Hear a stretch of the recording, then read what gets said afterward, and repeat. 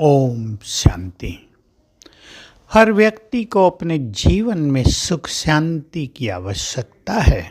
आजकल तो तलाश है, कठिन हो गई है, महंगी हो गई है, दूभर हो गई है सुख शांति। संबंधों की कड़वाहट ने, मनुष्य के स्वार्थ ने, उसके अहम भाव ने, क्रोध की अग्नि ने अनेकों की सुख शांति को जलाकर नष्ट कर दिया है। सुख भी चाहिए, शांति भी चाहिए, खुशी भी चाहिए, शक्तियाँ भी चाहिए, सफलता भी चाहिए, निर्विघ्न जीवन भी चाहिए। तो स्वयं भगवान ने इसके लिए हम सभी को बहुत अच्छा अभ्यास सिखा दिया है। मैं आत्मा अकाल तख्त पर विराजमान हूँ। देखिए ये बात, जो ब्रह्मावत्स हैं, जिनको संपूर्ण ज्ञान प्राप्त है, वो अच्छी तरह जानते हैं आत्मा स्वयं अकाल मूर्त है, और भ्रकुटी जो आत्मा का अकाल तख्त है, उस पर आत्मा का निवास है। तो ये अभ्यास करेंगे, मैं आत्मा अकाल मूर्त अकाल तख्त पर विराजमान स्वराज्य अधिकारी हूँ, यानी इस देह की भी मालिक हूँ और कर्मेंद्रियों की मालिक हूँ।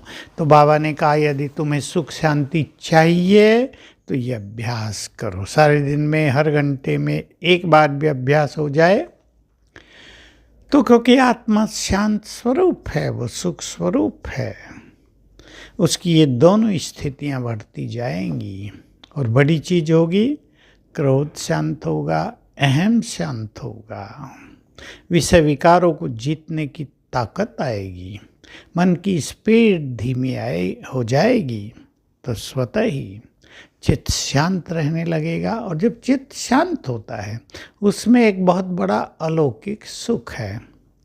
लोग केवल सांसारिक सुखों की ओर देखते हैं, भाई मनचाहा घर हो, अच्छी गाड़ियाँ हों, खाने पीने के अच्छे साधन हों, पर विशेष ध्यान देना है धन बहुत हो परंतु संबंध सुंदर हों, इस पे बहुत कम लोग ध्यान देते हैं।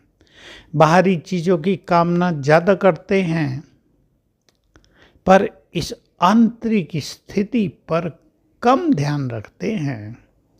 वो कम चेक करते हैं कि यदि हमारे संबंधों में कड़वाहट है तो उसका कारण क्या है। किसी को कोई बुरी आदत लग जाती है, मान लो पति को शराब की आदत लग गई, पत्नी चाहती है ये गंदा काम है, इसे घर में लड़ाई झगड़ा होता है, पैसे भी नष्ट होते हैं, भाई आप इस बात को छोड़ दो। पति नहीं छोड़ता तो मनमुटाव बढ़ते हैं, और कईयों की पत्नियां उसे छोड़कर अपने घर चली गई हैं, चली जाती हैं। बच्चे बेचारे बिखर जाते हैं, बाप के प्यार की छत्र छाया से वंचित हो जाते हैं। इन बातों पर लोग ध्यान नहीं देते।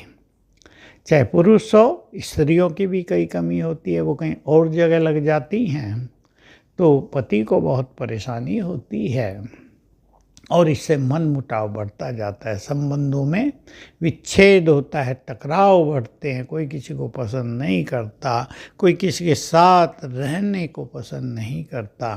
तो हमें संबंधों को मधुर बनाना है, और इसके लिए स्वयं को बदलना होगा।